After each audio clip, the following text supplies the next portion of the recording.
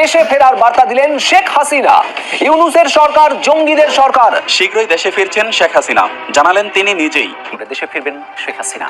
ভারতীয় সংবাদ মাধ্যম টাইমস অব ইন্ডিয়াকে এই তথ্য দিয়েছেন তার ছেলে সজীব ওয়াজেদ জয়। ব্রেকিং নিউজ, সরাসরি এয়ারপোর্ট দিয়ে বাংলাদেশে আসবেন শেখ হাসিনা। ব্রেকিং নিউজ, এবার চলতি মাসেই দেশে ফেরার ঘোষণা দিয়েছেন প্রধানমন্ত্রী শেখ হাসিনা। আন্তর্জাতিক গণমাধ্যমকে এই সংবাদটি নিশ্চিত করেছেন প্রধানমন্ত্রী শেখ হাসিনা নিজেই। যে কোনো সময় তিনি এয়ারপোর্ট দিয়ে বাংলাদেশে প্রবেশ করবেন। সেই সাথে আন্তর্জাতিক চাপে মহা বিপদে পড়তে যাচ্ছে ডক্টর মোহাম্মদ ইউনূস এবং অন্তর্বর্তীকালীন সরকারের সকল উপদেষ্টা। যে কোনো সময় তারা দেশ ছেড়ে পালাতে বাধ্য হবেন। প্রিয় দর্শক, কি ঘটতে যাচ্ছে চলতি মাসে, আজকের এই ভিডিওতে সকল গুরুত্বপূর্ণ তথ্যগুলো আপনি জানতে পারবেন। সম্মানিত দর্শক মণ্ডলী, যতই দিন গড়াচ্ছে আওয়ামী লীগ ততই বেশি সুসংহত ও শক্তিশালী হয়ে গড়ে উঠছে এবং আন্তর্জাতিক মহল থেকে অন্তর্বর্তীকালীন সরকারের প্রধান উপদেষ্টা ডক্টর মোহাম্মদ ইউনূসের উপর নির্বাচনের চাপ বৃদ্ধি পাচ্ছে। ফলে এক প্রকার বাধ্য হয়েই নির্বাচনের 3 তারিখ ঘোষণা করতে বাধ্য হয়েছেন আমাদের ইউনূস কাকু। তিনি নির্বাচনের কি 3 তারিখ ঘোষণা করলেন এবং রাজনৈতিক অঙ্গনে কি চলছে জানার আছে অনেক কিছু। তার রাজনৈতিক অঙ্গনের বিভিন্ন প্রকার আপডেট নিউজ নিয়ে আজকের এই ভিডিওতে থাকছে বিস্তারিত প্রতিবেদন। তাই আজকের এই ভিডিওটি সব মিলিয়ে অত্যন্ত গুরুত্বপূর্ণ হতে যাচ্ছে। 1 সেকেন্ড না টেনে ধৈর্য সহকারে পুরো ভিডিওটি দেখার জন্য আহ্বান করছি। আর একটি ছোট্ট রিকোয়েস্ট করছি, তা হলো যদি আপনি আমাদের এই চ্যানেলে নতুন দর্শক হয়ে থাকেন, অবশ্যই আমাদের এই চ্যানেলটি সাবস্ক্রাইব করে একটি লাইক দিয়ে পাশে থাকা বেল বাটনটি অন করে দিবেন। তাই আর কথা নয়, চলুন সরাসরি আমরা ভিডিওতে চলে যাই। আওয়ামী লীগ নিয়ে অবস্থান স্পষ্ট করল জাতিসংঘ।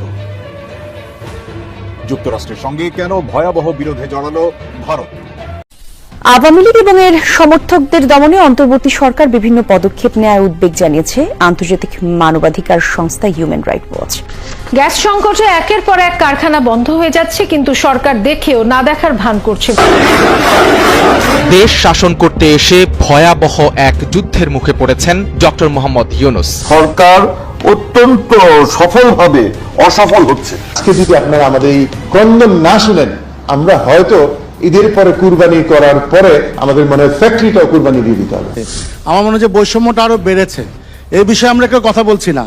বাংলাদেশের ইকোনমির অবস্থা কতটা খারাপ, আমি মনে করি আমাদের উপদেষ্টা মহোদয় একটু মার্কেটে আসে। দেশের গণতন্ত্র আজ ভয়ঙ্কর সংকটে। সাম্প্রদায়িক দাঙ্গা সৃষ্টি হচ্ছে, মানুষ নির্যাতিত হচ্ছে, দমন পীড়ন চালানো হচ্ছে। এমন পরিস্থিতিতে একটি মহাপুরুষের নোবেল শান্তি পুরস্কার নিয়ে চলছে আন্তর্জাতিক চাপের কেলেঙ্কারি। ডক্টর ইউনূসের উপর আন্তর্জাতিকভাবে চাপ সৃষ্টি করা হচ্ছে। পরিস্থিতির জেরে লাইভে এসে নির্বাচনের তারিখ ঘোষণা করেছেন তিনি নিজেই। আমি আজ দেশবাসীর কাছে ঘোষণা করছি যে আগামী জাতীয় নির্বাচন 2026 সালের এপ্রিলের প্রথমার্ধের যে কোনো একটি দিনে অনুষ্ঠিত হবে। অন্যদিকে সেনাপ্রধান দৃঢ়তার সাথে বললেন নির্বাচন হবে নির্ধারিত সময়েই, অর্থাৎ ডিসেম্বরেই। Should be free, fair and inclusive election, and that election should be within December or close to that, যেটা আমি এর প্রথমেই বলেছিলাম। এদিকে সাম্প্রদায়িক সময়ে আওয়ামী লীগের নেতা কর্মীদের উপর ভয়াবহ দমনপীড়ন ও বাংলাদেশের ইতিহাসকে বিকৃত করার অভিযোগে জাতিসংঘ ডক্টর ইউনূসের বিরুদ্ধে কঠোর পদক্ষেপ নিতে বাধ্য হচ্ছে। মধ্যরাতের সমন্বয়কদের কঠিনভাবে গণধোলাই দিচ্ছেন ছাত্রলীগের নেতাকর্মী। এইদিকে সেনাপ্রধান ডক্টর ইউনূসকে কঠিন হুমকি দিয়েছেন। বিস্তারিত জানতে হলে ভিডিওটি দেখতে থাকুন। দেশের বিভিন্ন জেলায় আজও বিক্ষোভ করেছে বৈষম্য বিরোধী আন্দোলনের শিক্ষার্থীরা। রিমেম্বারিং আওয়ার হিরোজ নামের কর্মসূচিতে গণসঙ্গীত, র্যালি ও দেয়াল লিখনের মাধ্যমে প্রতিবাদ জানানো হয়। ডক্টর ইউনূস, তোমাকে আমি হুঁশিয়ারি করে বলতে চাই, তুমি ডিসেম্বরের মধ্যে নির্বাচন দিবা, নাইলে তুমি ডাকের পার্টি দাঁত সব থাবড়াইয়া ফেলাই দিব। হচ্ছে নতুন দল গঠন নিয়ে ব্যস্ত। আপনি দেখেন সার্জিস আলম আজকে 200 গাড়ি নিয়ে পঞ্চগড় যায় ও নতুন দলের পরিচিতি পাওয়ার জন্য, কিন্তু এই সার্জিস আলমেরই 10 মিনিট সময় হয় না ওনার আহত ভাইদেরকে দেখাশোনার জন্য। এনসিপি কিংবা ধরেন এই অন্তর্বর্তীকালীন সরকার মানে এতটাই আপনার নৈরাজ্য সৃষ্টি করতেছে আমাদের বাংলাদেশ। শুধু এটাই না, আপনার প্রতিটি স্টেপ তাদের মিথ্যাচার দিয়ে ভরা, প্রতিটি স্টেপ। আমি 100% নিশ্চিত এই ভিডিওটি শেষ হওয়ার পর আপনার ভিতরে বিন্দুমাত্র সংশয় থাকবে না যে 71-এর মুক্তিযুদ্ধের সময় যারা মানবতা বিরোধী অপরাধ করেছিল তারাই বর্তমানে দেশের সর্বোচ্চ ক্ষমতায় রয়েছে। বাংলাদেশে বড় ধরনের কি কোনো ঘটনা ঘটতে চলেছে? আপনি দেখবেন এই সমন্বয়ক যারা আছে সার্জিস আলম, হাসান আব্দুল্লাহ সহকারে এক দুঃখে রাস্তার কুত্তা পর্যন্ত কানবো, রিস্কাওয়ালা পর্যন্ত এই সমন্বয়ক পাইলে পিটে। সার্জিস আলম, হাসান আব্দুল্লাহ টেররিস্ট, মানসিক রোগী। এখন আপনি একটা মানসিক রোগীর কথায় আপনি 74 বছরের একটা পুরানো আওয়ামী লীগ নিষিদ্ধ করবেন? এই সরকার 500 বছর চেষ্টা করলো। রাষ্ট্রপতি এই উপদেষ্টা পরিষদকে ভেঙে দিয়ে দ্বিতীয় কোনো পরিষদ গঠন করে নিতে পারেন। ইউনূসকে হটিয়ে ক্ষমতার দখল নেয়া। সরকার যদি দেশের কাউকে বলা হয় তাহলে সে হচ্ছে রাষ্ট্রপতি শাহাবুদ্দিন চুপ্পু। এখন সেনাপ্রধান আছেন বিএনপির লাইনে, বিএনপি সেনাপ্রধান ঐক্য চলছে। ভারত বিএনপি, সেনাপ্রধান আওয়ামী লীগ। এই মুহূর্তে দরকার সেনাবাহিনী সরকার। একবারে যদি সেনাবাহিনী পাওয়ার নিত সবাই খুশি হতো, আলহামদুলিল্লাহ বলতো। ঈদের দিনে ঈদকে কেন্দ্র করেই একটা আতঙ্কের সৃষ্টি হয়েছে, না জানি ঈদের পরে কি হতে যাচ্ছে। এবং এটাও তো সত্য কথা যে এই ঈদকে সামনে রেখে যে সরকারি পর্যায়ের 10 দিনের ছুটি ঘোষণা করা হলো, লম্বা ছুটি, সেই ছুটি কেন দেওয়া হলো এত দিনের? এর মধ্যে আসলে কিছু ঘটতে যাচ্ছে, কি হতে যাচ্ছে? নানান ধরনের প্রশ্ন গুঞ্জন মানুষের কানে মুখে ছিল।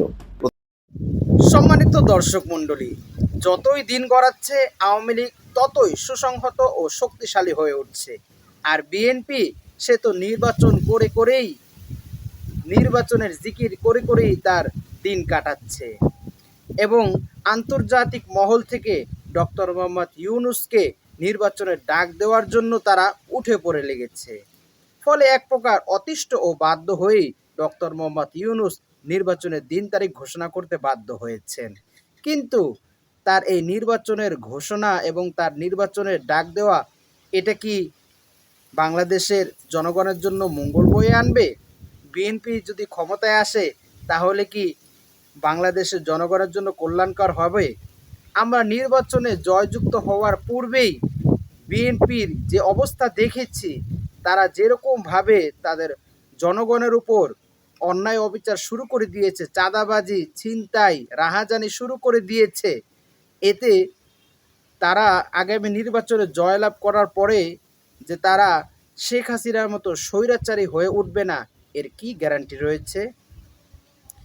তারা তো 16টা বছরে না খেয়ে এতটাই ক্ষুধার্ত যে তারা নির্বাচন খাওয়ার জন্য, গিলে ফেলার জন্য উন্মাদ হয়ে গিয়েছে।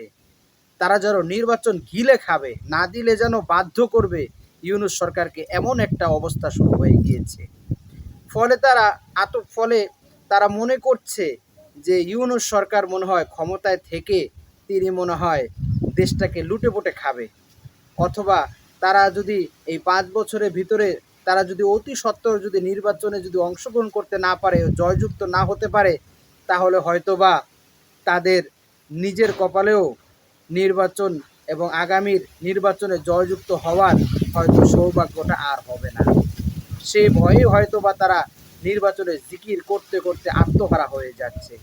সম্মানিত দর্শক মণ্ডলী, বিএনপি যদি আগামী নির্বাচনে জয়যুক্ত হয় তাহলে এই ব্যাপারে আপনার কি মতামত? এটা কি দেশের জন্য মঙ্গল বয়ে নিয়ে আসবে নাকি ক্ষতির কারণ হবে? অবশ্যই আপনার সে মূল্যবান মতটি আমাদের কমেন্টস বক্সে জানাবেন। আর আজকের এই ভিডিওটি যদি আপনার ভালো লেগে থাকে অবশ্যই ভিডিওটি একটি লাইক দিয়ে শেয়ার করে দিবেন। আজ এ পর্যন্তই, সকলে ভালো থাকবেন, সুস্থ থাকবেন, নিরাপদ থাকবেন এই আশা ব্যক্ত করে আজকের ভিডিও এখানেই শেষ করছি। আমিন ওয়া আখিরু দাওয়ানা আলহামদুলিল্লাহি রাব্বিল আলামিন। আসসালামু আলাইকুম ওয়া রাহমাতুল্লাহি ওয়া বারাকাতুহু।